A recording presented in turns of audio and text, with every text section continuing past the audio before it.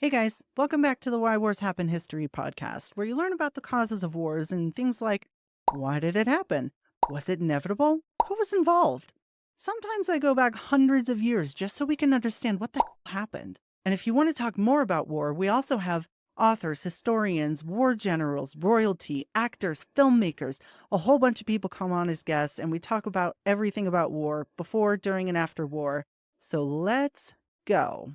Welcome to the Why Wars Happen History podcast, where we have narrated history episodes, and we also have episodes where we sit down with filmmakers, historians, and authors, and we talk about wars in history. Today's guest is Michael Brown. He is a teacher, a researcher of Scottish history at the University of St. Andrews, and he's written multiple historical books, including today's book, which is The Wars of Scotland, 1214 to 1371. Michael, thank you so much for joining us today. Thank you for having me. Yes, so there is something very magical about the 13th century. I don't know what it is, but I'm sure you know what I'm talking about. So I'm really excited to have you here. Okay, so this book, The Wars of Scotland, part of the book obviously takes place, or a large part of it takes place in the 13th century in Scotland. Can you tell us around that time, what was Alba? What was Scotland? What's the difference? I mean, it's a language difference. Alba is the Gaelic name for Scotland. It was then, it Okay. is now. Um, and Scotland is the name from English. And you Oh. had English speaking and Gaelic speaking populations in Scotland then as you do now, though the balance was much closer. Mm. So it's just the same place, different language. When was the transition over to like, we're not calling it Alba anymore. Now everyone's calling it Scotland. When did that happen? I mean, that's about language change more generally, and that takes place over centuries. So, Mm. around, say, 1100, then Gaelic was Ooh. spoken all over Scotland north of the Forth. So, north of Edinburgh and Glasgow, upwards, that was a Gaelic speaking area.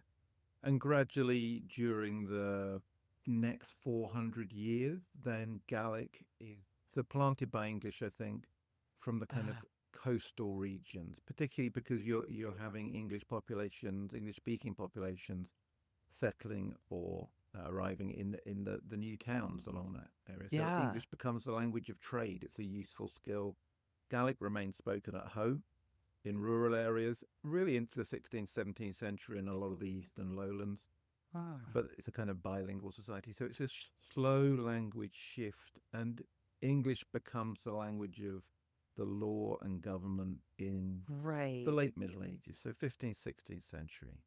Interesting. Okay, so that it's very similar to the Normans conquering England, where everything turned into French, and the court and the laws, and everybody spoke French, and eventually our language was Frenchified and Latinized, and so that's interesting. Though interestingly, English reasserts itself Yeah, in the late medieval period. yeah, that is interesting. Okay, so what I wanted to ask too, around that time, let's say the 13th century, how much of the population do you think spoke English? I mean, we don't really have ways of assessing what the population is at all for Mm, Scotland. So guesses range from 500,000 to 1,000,000, so a huge range in terms of that's pretty numbers. big. But I mean, even in the early modern period, so from around 1600, when you can start to make more accurate assessments of population, probably half the population lives in the Highland and Oh. is primarily Gaelic speaking. So Oh, as yeah, late as that. So half yeah, the population. I mean the Highlands is a big area, Yeah. but the Lowlands is more sparsely populated. It's before industrialization. It's before the big cities. Oh, So. yeah. Okay, and I wanted to ask too, so you talk about we're spanning the 13th and the 14th century in this book. And instead of splitting it up into like this hard line of the 13th century, the 14th century, it's kind of this overarching story. eh, And that is that because it's just kind of it really nicely encompasses the wars of independence. Yes, I think so. Quite often you have books that have gone up to the wars and then stopped, Hmm. or has dealt with the wars and gone on. So the wars are they are a great transition. They are a great dividing point in many ways. But looking at the whole period, you get a sense of what continues and Mm. also what changes, and that balance between continuity and change as a result of what is initially at least a political crisis, but then gets caught up in a whole range of other issues. Yeah, I thought that was really cool. And okay, so just round about how many clans would you say kind of existed and got swallowed up in these wars? Was it like 5, 100? You know? That depends what you mean by a clan. So clan is the Gaelic word for family. I mean, obviously in Scotland and later in the Highlands, it has a very specific meaning of a family group which has land, which has an identity. If we're talking about the sort of landholding class, you're probably looking at, well, maybe 2 dozen great families, and then Okay. probably around 200 to 300 significant families who are local landowners. That's probably more than I was picturing. I was picturing somewhere in that ballpark, but it's kind of hard to imagine. And it's also hard to remember that the population of the world was so small compared to how it is now that that was like a big deal having that many people. Uh, Yeah, and some of those families, I mean, we would think of them, they're not particularly wealthy, but they mm, have lands which have legal rights to try mm. criminals and to manage people that go with them. So they would think of themselves as lords, All um, right. so even if they're not particularly wealthy or particularly prominent. That's so funny because I feel like I have this sense of Scotland and lords being more tied to land and wars and things like that than I do with lords in England, which are a little bit more removed, I think, a level. Yes, I think there's some truth in that. I think what you do find in Scotland, which is different from England after the Norman conquest, are bigger landed units. So in Mm. Scotland, there are earls, as in England, though the Gaelic word for those is mormaer, great stewards, um, who are prominent over a province. They have an area of the kingdom which they quite often have some kind of special authority, and that link between the great nobles and a particular region has been broken in England after the Norman conquest. The kings don't want that kind of noble, whereas in Scotland, Yeah. probably rooted from quite a distant past, you still have people like the Earls of Fife, or the Earls of Mar in the north, and the Earls of Lennox around Lomond. So those kind of figures still have a close relationship with their province. They lead the men of that province Okay. in war, and people feel a sense of identity with their provincial unit as well as with something bigger or something smaller. That's interesting. Like to see, I feel like that change where you're not really wanting your lords to be that involved in the military happened way earlier than in Scotland. And in Scotland, there's this feeling of it being more gruff, more tied to the land, more, you know, blood and iron, like, that kind of thing. And so would they have competed? So these lords in Scotland, would they have been kind of on the same level as, let's say, like the Marcher lords up in Scotland, England, Scotland border? Um, so, well, in the 13th century, the Anglo-Scottish border isn't particularly militarized. It's quite a Mm, peaceful frontier, and it's really a boundary between two different jurisdictions, if you like. So it gets that okay, character of a military frontier because of the wars, because you have England and Scotland permanently at war. there we go. Where you have that equivalent of martial lords, I mean, it's a model that is in the west and the north.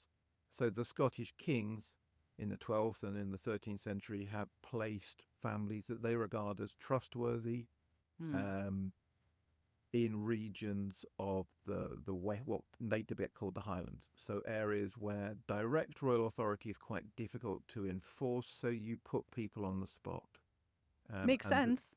yeah, and they build castles, and they police those regions for the king. And the Hebrides, the Western Isles to west of Scotland, they're only brought into the kingdom in 1266, so very late, and they're part of the Norwegian kingdom before that. And there is a war between the Scottish and Norwegian kings, So fascinating. essentially bringing those islands ultimately under the Scottish king's rule. But his rule there is really nominal. The people Mm. essentially are running themselves. So, and they are the descendants of the Vikings. They're militarized. They have galley fleets, and to a degree, you need to manage those people. So having families Yeah. who you can trust to kind of act in your place in that region is really useful. That's interesting too. Like, where if you go on, let's say, Ancestry DNA or something, and you see you have like all these ancestors, like I do in Scotland, and you'll be like, oh, you've got Viking DNA, and or like Norwegian DNA, and you're like, like it's all from like the Danelaw in Scotland, like all that kind of stuff. So that's really interesting that it goes all the way back that far. I mean, if you think about the geography and you're sailing from Norway through Orkney and Shetland, which are really Mhm. totally settled by Norwegians in the early medieval period, and you're heading down the Irish Sea to Ireland and then maybe to France and even the Yeah. Mediterranean, then the Hebrides are on your route. Yeah, So there that's is a true. lot of settlement there and intermingling with the pre-existing Gaelic-speaking population. That's so cool. And so, okay, so if we're talking about these Scottish Wars of Independence, right? So, what would you classify it as more like this really long, simmering tensions and issues, or kind of more like a flash boil before they exploded? In terms of where they start from, Yeah. yeah, so it's a sudden and relatively rapid descent towards war.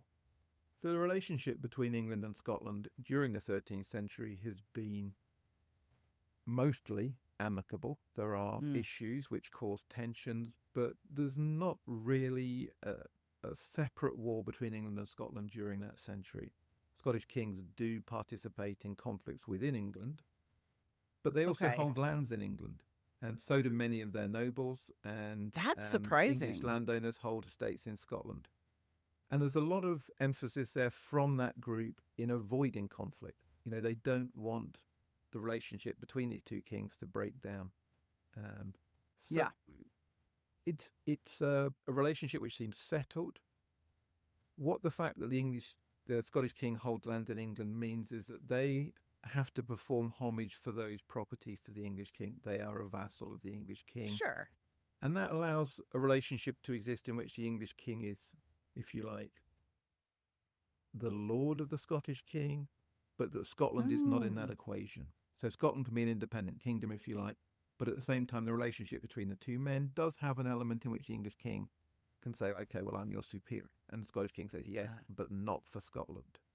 So that relationship Yes. works really well. And what breaks it down is a single random event, which is the death of King Alexander III in a riding accident, leaving behind him, in terms of his own family, a girl child who's a Norwegian princess. That's his only descendant living when he dies. And that kind of dynastic crisis is what's at root of the Mm. whole kind of rolling difficulties. That Again and again in the centuries all over Europe. King dies. Yeah, king dies, he's got a daughter, or maybe even son sometimes, and, like, it's still, Wars of the Roses. You look at that and you're like, yeah. So that's not surprising that that would turn into war, especially in the Middle Ages. So, okay. Oh my god. So, when I'm, for instance, studying the 17th or 18th century, it's really, really, really hard to find. You can find sources, firsthand sources, but it's also kind of mishmashed and you're like, "What?" And, so I was reading this book going, "How did he find all these sources that must have been absolutely bonkers to wade through the firsthand accounts?" Tell me all about that.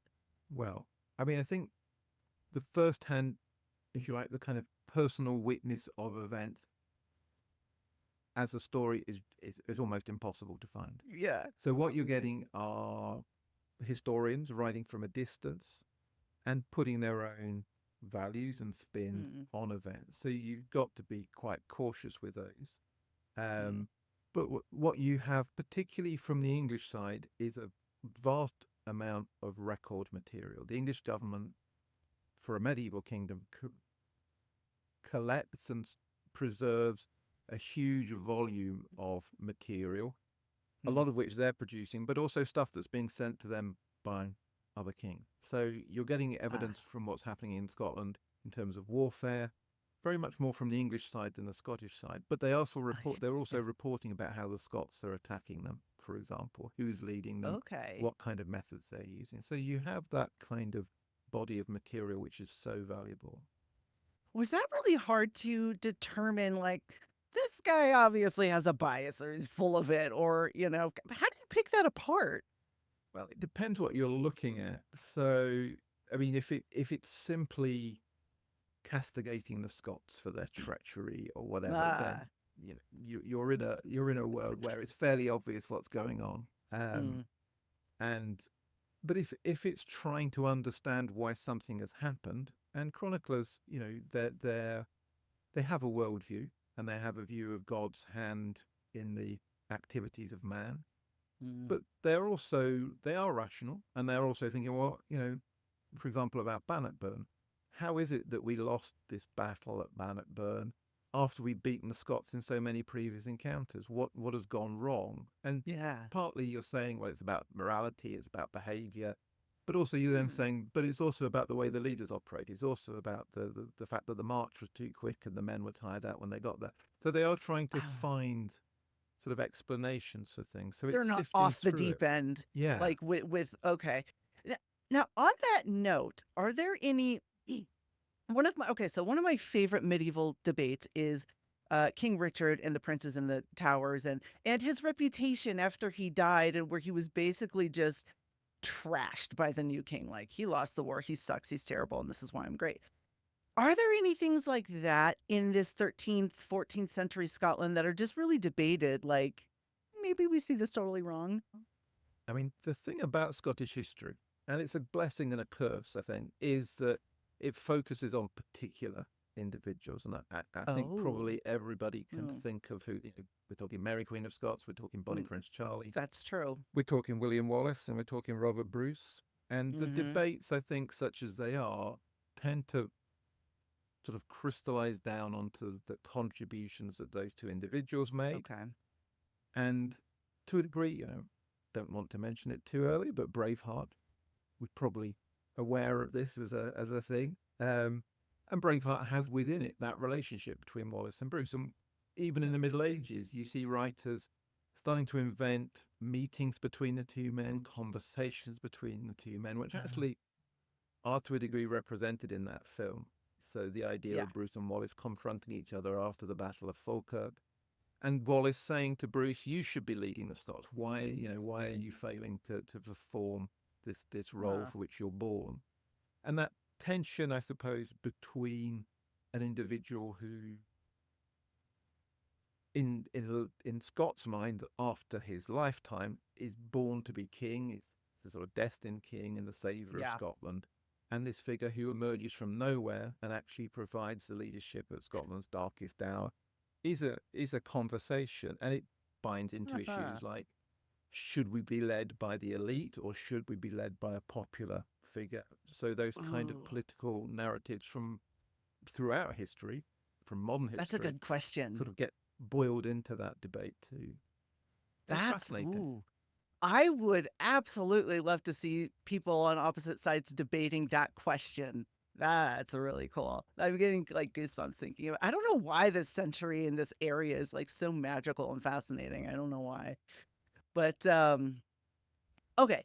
One of the things you talk about in the book is this changing kind of internal character of Scotland. Can you tell us just a little bit about what readers can expect on that front?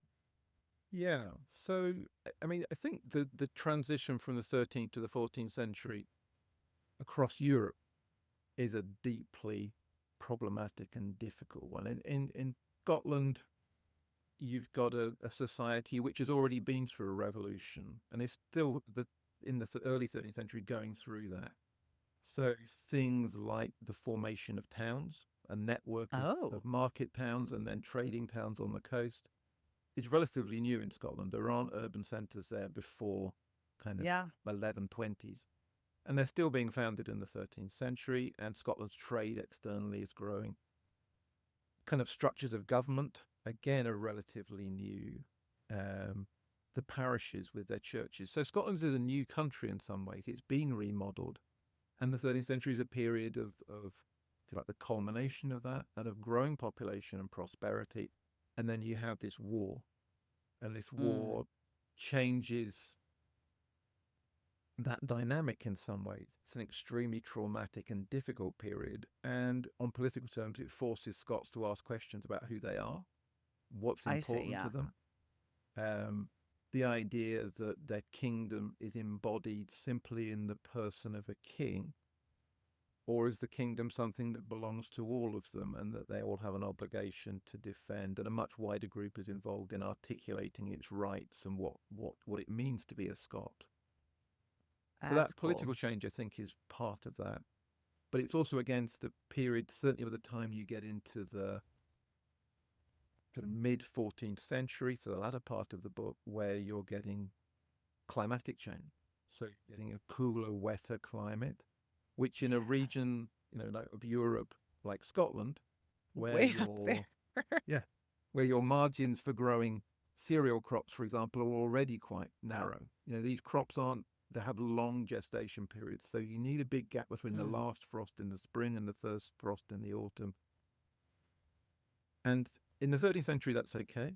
In the 14th century, there are lots of marginal lands as you get higher in altitude where that doesn't work. So that economic, climatic crisis, I think, changes the dynamic too, and why you get a shift towards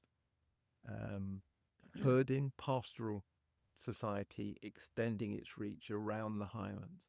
And the sense that the Highlands and Gaelic Scotland are starting to expand again in a way which people in the lowlands, English-speaking communities in the boroughs, church communities start to see as threatening and start to complain about to the government. So that shift is part of it too. I didn't really think about that too I think, so what the Little Ice Age, what we call the Little Ice Age, I think, wasn't that the 1300s to the 1700s or so, where everything was just like a bit colder. And that's why you see everybody in all these heavy clothes all the time and then fireplaces all the time. And I didn't really think about the fact that some places like Scotland, way up there in at the top of the globe practically, as far as land masses go, and you don't really have a lot of growing abilities and how that would affect things. That's interesting. You tend to shift towards herding animals. Yeah, And that's so grow cool. crops that are better. They grow more oats and less wheat. That Yeah. kind of shift as well. So you're adapting. That's what people Yeah. are doing. Or if you're England, you start colonizing other parts. Well, yeah, because of course the other thing that happens in this period is the plague. Yes. The Yeah. plague, which causes massive reduction in population, and that actually weakens colonial flows. So people are leaving England to settle in Ireland and Wales, the 13th century, because there isn't enough land for the growing population to have access to. So you go west, just like in the 19th century. Just In Wales, for example, which is not that far from the areas of England that colonists are coming from, what the plague does is kills loads of people. But what you find is English peasants going out of Wales, going back to England and saying, I can find land back in England now. I don't need to be in Wales, which is harsher, perhaps climatically and environmentally. And also you've got a lot of Welsh people who don't really like you very much living next door. So you get a kind of reverse colonization. I think those kind of people, they're harder to see in Scotland, but they're probably taking place. People are adapting, but also populations are moving. Yeah. You ever see that movie Wagons East, where that comedy is like in the mid or late 90s? It's all these pioneers taking their wagons and going back east because they can't make it in the west. Yeah. It's a really funny movie. But that's the joke, is that, like, that's why it's funny, because nobody does that, and so it was very rare. And so, but it happens, and I would definitely say that after the plague, especially the 14th century one, that was huge.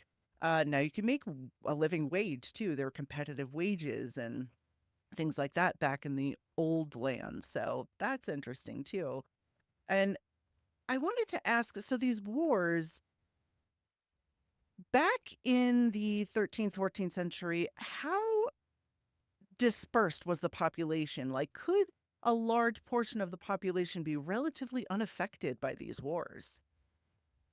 That's a good question. It's quite hard to know. But what Ah, what we do know is the nature of the war and the kind of warfare that's being waged is very often directed against those populations. So mm, rural peasant populations, your troops are living off them, right. um, and they're demonstrating. So what Robert Bruce and William Wallace do, and to a degree what the English do in return, is demonstrate the inability of their opponents to protect people who are under their control.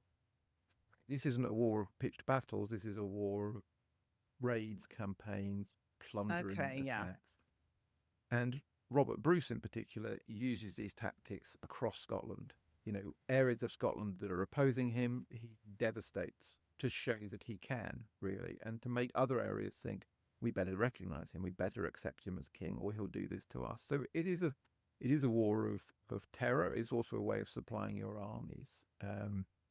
And So it spreads in that way, even people yeah, just being afraid of it. yeah. Yeah, okay. And how Bruce exercised when he's got the ascendancy over the English after Bannockburn, he simply sends his armies into northern England. Twice or Mm. three times a year, they're doing these big marches into northern England, in a sense, daring the English to fight them in the open field, or demonstrating that they need to pay him money, or he'll plunder their lands. And he's using that Yeah. to make it worthwhile fighting for him. He doesn't have paid armies; they live off plunder. Poor old England always being plundered and threatened. After 20 years Pay of doing us. Scotland, it's kind of that turn, I think. England and Scotland. That's really funny. Yeah, that definitely seemed to happen a lot for over the centuries in that time. People would come and they're like, "We're gonna rough you up unless you give us money, and we'll go back home." And then people did give them money, They and do. or the king, and that's another debate I would love to see is whether long term that was a good idea or not. The You know? Danegeld, the buying off the Vikings Yes, kind of thing. Yeah, and then just come yes, back for yes. more. I suppose it's a temporary solution, isn't it? And maybe you hope things will be better next year.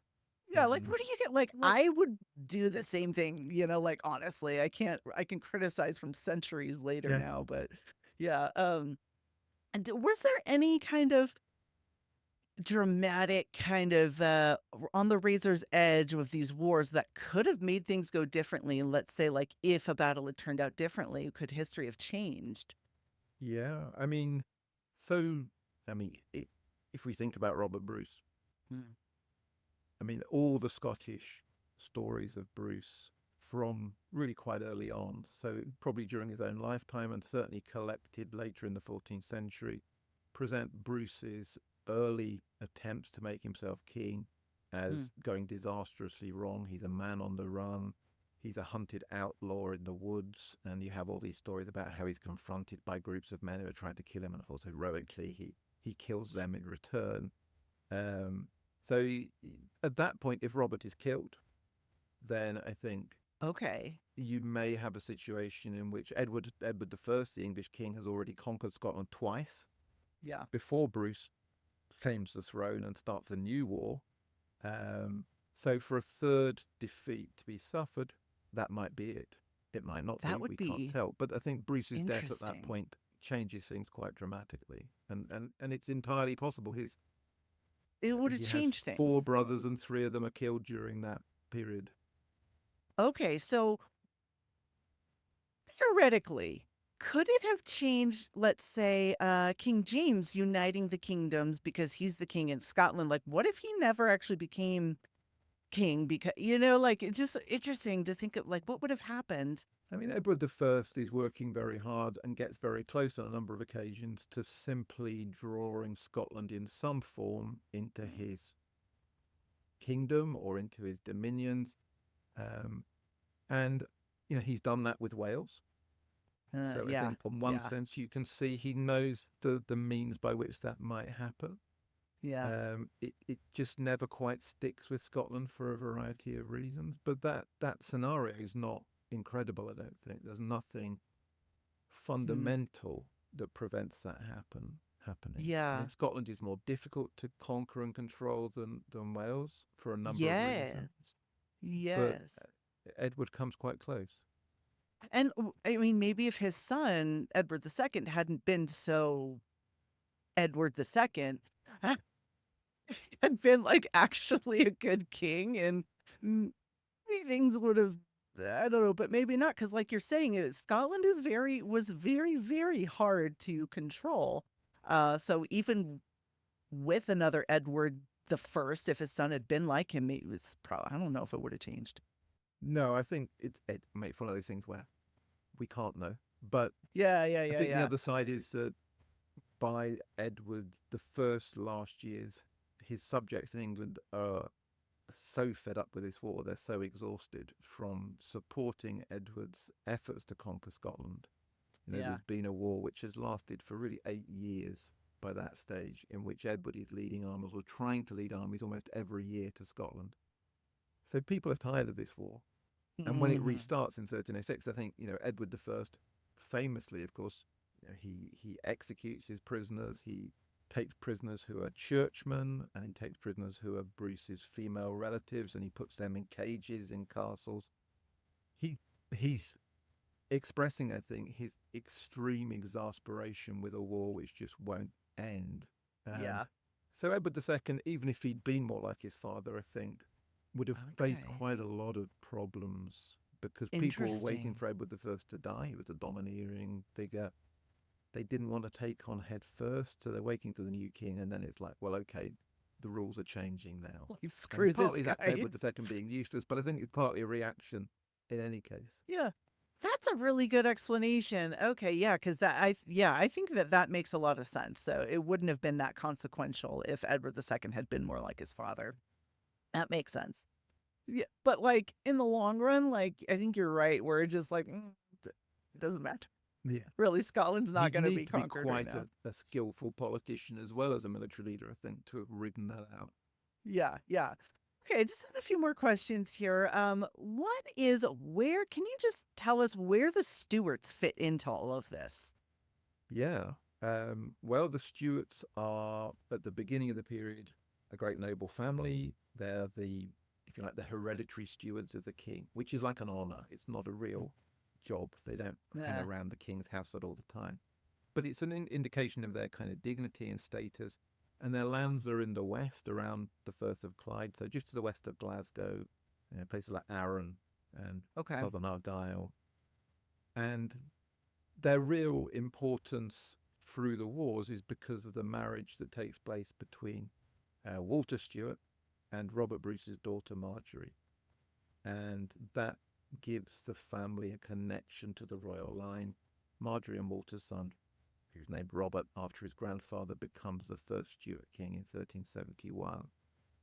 And he's 55 by that stage, so he's Mm. quite old, middle aged for 14th century standards. And he Yeah. spent his life as a great nobleman, really expanding the Stuarts' standing across Scotland. So it's a story of kind of success, Yeah. not in a particularly glamorous way. He's not a glamorous figure, Robert Stewart. He seems to be born by caesarean section or something like that. Something goes wrong at his Really? birth, and his eyesight isn't good. He's called bleary Oh. eyed. He seems maybe he's premature, and therefore his Uh, eyesight hasn't formed properly.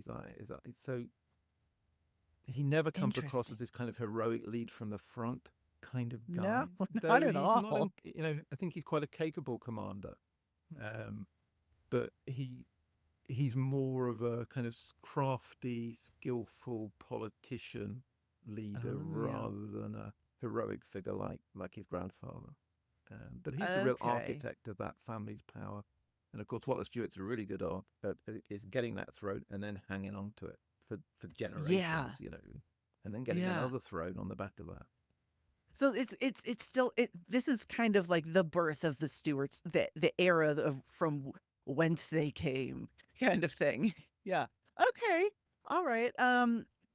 I want to ask, is there any, we kind of touched on this a little bit, but is there any kind of misconceptions about medieval Scotland that you would just love to correct? It always slightly annoys me, and Scottish historians do this too, when you think about Scotland as remote and backward somehow, because the medieval Uh-huh. Scots were extremely keen to be seen as participating fully on a bigger stage. And that's partly because the country is not the richest, but equally it's because Scots, I think, see the importance of making connections beyond their country and bringing new ideas to their country. So you find Scottish traders and merchants all across Northern Europe, certainly in the 14th and Okay. 15th century, and probably in the 13th. It's just that we don't have that information. Berwick, now part of England, or realistically part of England, was the biggest Scottish borough. It had German and Flemish merchant communities in there in the 13th century Interesting. as sort of permanent trading posts because of the volume of goods that were traded through Berwick to the continent. And Scottish wool was only in the great wool trade that we know about with England, with the Netherlands in the Yeah. Middle Ages. Scotland's export trade was considerably smaller. It was about the sixth the size of England, but it was the next biggest supplier of wool to the Low Countries. Really? I mean, I guess that I can see that. It's not a highly developed economy, but the Mm. Scots are part of these networks and are extremely conscious of that. So the idea that they're somehow remote, I think, is the thing that was slightly annoys me Yeah. because they're so keen not to be seen in that way. Yeah, and I could say so they're they're more important than they're given credit for. Mm. Yeah. Okay. I mean, I That's would say cool. that, but yeah. That's cool. And I'm all for people giving more attention to Scotland and, reading more books about Scotland and stuff. So, and my last question would be if you could describe, let's say, 14th century Scotland in a few words that aren't war or independence, what would you like? One or two words, what would you say? I would say the essence of Scotland in many ways is that it's united but decentralized. So it's a Ooh. combination of a kingdom which has a developed sense of itself by the late 13th century Yeah. and retains and strengthens that sense through the period of wars and crises, but also has within it considerable diversity of language, of law, of Yeah. culture, which up to a certain point are seen as strengths. I think one of the things that starts to change and starts to become problematic is that sense of internal intolerance that develops in the late medieval period particularly between Highland and Lowland Scotland. Uh-huh. Yeah. I feel like that's still around today. Yeah, oh yeah. A bit. Okay. Okay. Are you Are you working on working on anything, any anything, other any other books books after after this? this? Or Well, I right wrote now this a that haven't little come while out yet? ago, Yeah. so I've had a few out since then. But yeah, the book I've just finished writing and is off to the publishers is about Scotland and the Wars of the Roses. So it's Oh, looking at the role of Scotland in the complex politics of England and Ireland during the late 15th century, oh, but also looking at Scotland's interconnections on a wider European stage, which I think are crucial to understanding the Wars of the Roses themselves. I don't know anything about Scotland and the Wars of the Roses. So that is really cool. Okay. When do you think that'll come out? Well, I don't A know is year, the 2 truth. years? Probably next year, I think. Okay. Okay, I'm gonna keep an eye out for that. That is really cool. Okay, so Michael Brown, author of The Wars of Scotland, 1214 to 1371. You can find it on Amazon, multiple book-selling websites, university book-selling websites, everywhere pretty much. So thank you again for joining us. Lovely talking to you. Yeah. All right. Well, thank you so much. Bye. You're welcome. Bye.